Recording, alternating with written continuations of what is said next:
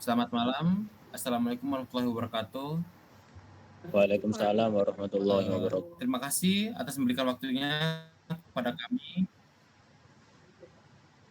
Terima kasih atas waktunya yang telah diberikan kepada kami mengenai presentasi dari kelompok 6 untuk tugas keempat yang disuruh memberikan tugas mengenai artikel untuk kita diskusikan bersama kelompok-kelompok kami. Perkenalkan, saya sebagai moderator atas nama Galih Permadi Wicaksana dengan NIM akhir 181. Saya akan Saga Naswa dengan NIM akhir 182.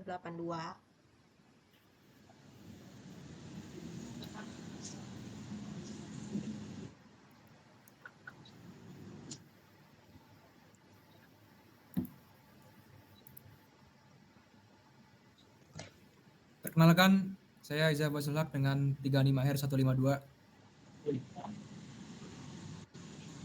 Perkenalkan, saya atas nama Ahmad Ibnu Arifin dengan NIM 160.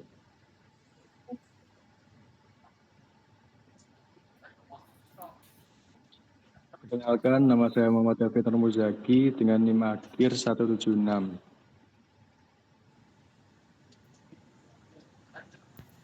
Perkenalkan, nama saya Zahratul Syifari Nurul Hilda dengan NIM 142. Perkenalkan, nama saya Aulia Akbar Nur Firdaus dengan NIM akhir 153.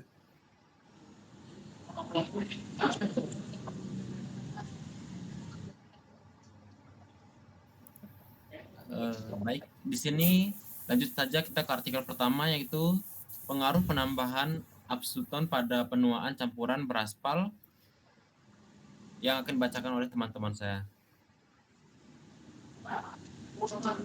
Baik, terima kasih. Terima kasih kepada moderator karena telah memberikan waktunya kepada saya. Untuk artikel yang kami ambil, yaitu artikel pertama, pengaruh penambahan asbuton pada penuaan campuran beraspal. Museum 11 FSTPT, Universitas Diponegoro Semarang. Penulis menggunakan kata dan frasa yang tidak bersifat emotif atau subjektif. Contohnya seperti penuaan aspal adalah suatu parameter yang baik untuk mengetahui durabilitas campuran beraspal. Kalimat akibat dan urutan berpikir ilmiah, deduktif dan ekspositori. Contohnya seperti akibat panas yang tinggi, pengerasan aspal akibat penuaan lebih cepat terjadi di daerah tropis daripada di daerah subtropis. Kalimat kompleks dengan hubungan sebab akibat yang jelas. Oke, selanjutnya akan diteruskan oleh teman saya, Akbar. Baik, selanjutnya penggunaan kata dan struktur kalimat. Kalimat teknis seperti modulus kekakuan resilient, pemangkasan jangka panjang, aspal PEN 60, menunjukkan ketepatan istilah ilmiah bidang teknik sipil. Tidak ditemukan penggunaan kata bermakna ganda atau tidak baku. Kohesif dan kohensif paragraf. Setiap kalimat menyatukan satu gagasan ilmiah utama tanpa pengulangan yang tidak perlu. Contoh, kinerja struktur perkerasan jalan sangat dipengaruhi oleh kondisi klimatik lokasi di mana jalan tersebut dibangun. Efektif karena langsung pada inti pernyataan ilmiah.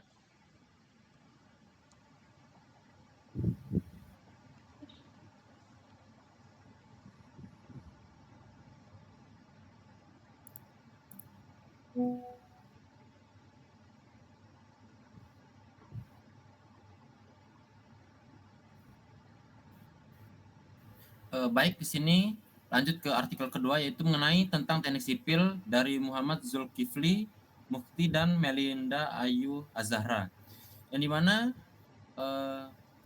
pada artikel ini itu bersifat objektif karena menjelaskan fakta teknis tanpa opini pribadi, seperti Bahan-bahan konstruksi yang bisa dipakai di Indonesia banyak ragamnya, terutama untuk bahan bangunan rumah ataupun gedung, bahkan maupun bidang infrastruktur lainnya. Yang dimana artikel ini tersusun sistematis dari pendahulu hingga kesimpulan. Contohnya yaitu pada bagian pendahulu dijelaskan pengertian teknik sipil, kemudian dilanjutkan dengan pembahasan jenis-jenis bahan konstruksi dan penggunaannya. Dan selanjutnya akan dibahas oleh Aulia Akbar. Untuk penggunaan kata dan struktur kalimatnya menggunakan istilah teknis bidang teknik sipil seperti beton, beton bertulang, semen Portland, dan pondasi bangunan. Contoh, beton bertulang digunakan untuk meningkatkan kekuatan tekan dan tarik pada struktur bangunan. Dan untuk kohesi dan koherensi paragraf, setiap paragraf saling berhubungan, logis antar bagian, pondasi, ke kolom, ke atap.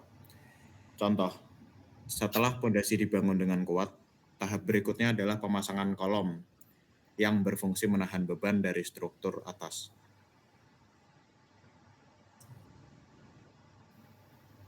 Baik, kita lanjut ke artikel 3 yang akan dibahas oleh teman-teman yang lainnya.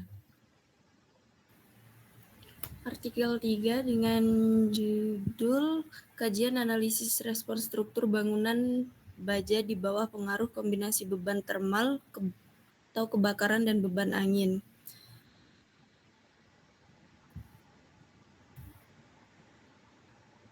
Untuk bersifat objektif dan netral berdasarkan hasil perhitungan, tidak mengandung pendapat pribadi atau bahasa emotif. Bahasa teknis seperti stress ratio, beban termal, degradasi properties baja menunjukkan sifat ilmiah dan netral. Kemudian struktur runtut atau pendahuluan, metode hasil kesimpulan. Kalimat menjelaskan alasan dan langkah penelitian secara urut dan jelas, tanpa pengulangan atau kalimat tidak perlu.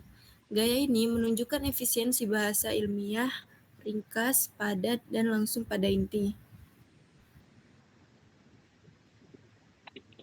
Untuk penggunaan kata dan struktur kalimat, kata bersifat teknis dan ilmiah. Contohnya, temperatur kritis, modulus elastisitas, beban hidup, beban mati tambahan, stress ratio. Selain itu, teks ini juga efisien karena penulis menggunakan bahasa yang padat, langsung ke inti dan tidak bertele-tele. Lalu untuk kohesi dan koherensi paragraf, penulis menggunakan konjungsi seperti oleh karena itu, akibatnya, selain itu, maka, dan namun, untuk menyatukan kalimat dalam paragraf agar alurnya tidak terputus. Selain itu, istilah penting seperti baja, temperatur, beban termal, dan stress ratio sering diulang untuk menegaskan topik utama. Pengulangan ini menciptakan kohesi leksikal yang membantu pembaca memahami konteks penelitian tanpa kehilangan arah pembahasan. Selanjutnya akan diteruskan oleh teman saya. Untuk artikel selanjutnya itu pengaruh bentuk penampang pondasi terhadap penurunan pada tanah pasir.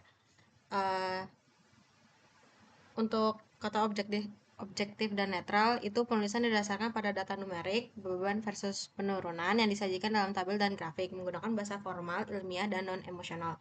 Untuk logis, sistematis, dan efisien mengikuti sistematika karya ilmiah baku, yaitu pendahuluan, lalu metodologi, hasil, dan pembahasan, lalu kesimpulan. Pembahasan diatur secara logis per variabel beban dan efisien dalam menyajikan data melalui tabel dan grafik. Untuk selanjutnya ada penggunaan kata dan struktur kalimat. Menggunakan istilah teknis yang baku dan formal. Struktur kalimat umumnya lugas dan informatif, ada sedikit potensi peningkatan efisiensi pada konstruksi kalimat yang terlalu panjang di bagian pembahasan. Lalu untuk selanjutnya ada kohesif dan koherensi paragraf. Koherensi kuat karena setiap subbab fokus pada satu variabel, bentuk penampang atau beban, dan merujuk kembali pada data. Kohesi dijaga melalui penggunaan konjungsi, kata rujukan, dan pengulangan istilah kunci yang tepat.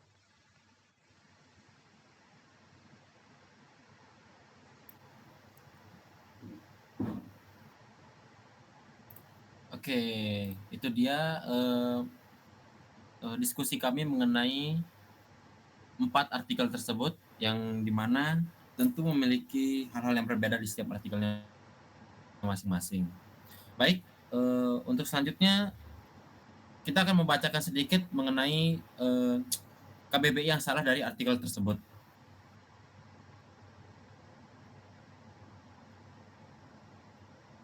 Contohnya yaitu berada pada paling atas, mohon maaf, bisa taruh paling atas nggak di pembukaan pada artikel kedua.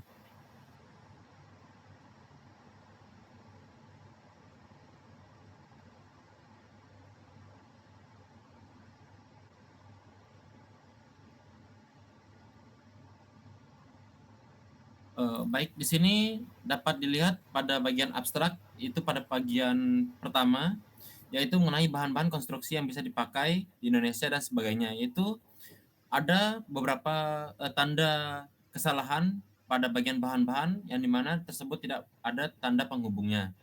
Lalu di sana juga terdapat kesalahan pada unsur-unsurnya.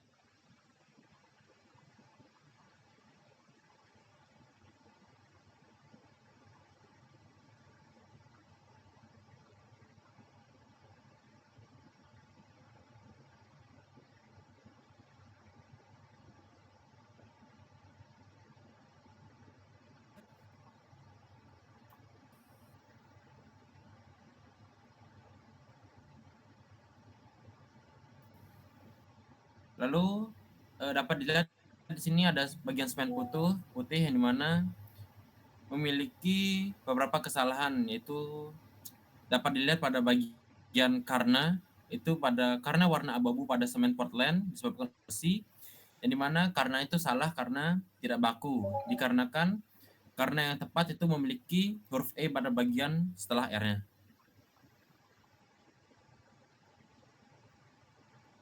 Untuk selengkapnya mungkin bisa nanti diberikan beberapa data lebih lanjut mengenai dokumennya.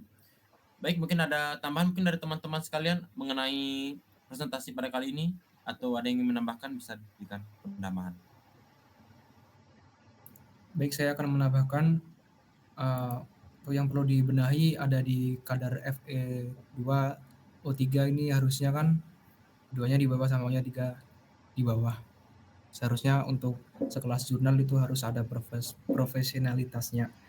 Terus ini di trust Portland ini harusnya pakai trust bukan pakai Z seperti ini. Jadi ini adalah kata yang perlu dibenahi. Untuk selanjutnya mungkin bisa diteruskan oleh teman saya, apakah ada tambahan lagi?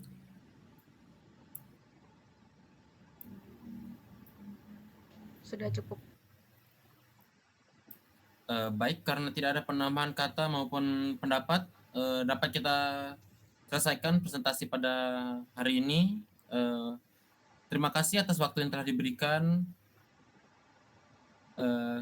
Kami dari kelompok 6 izin pamit. Assalamualaikum warahmatullahi wabarakatuh.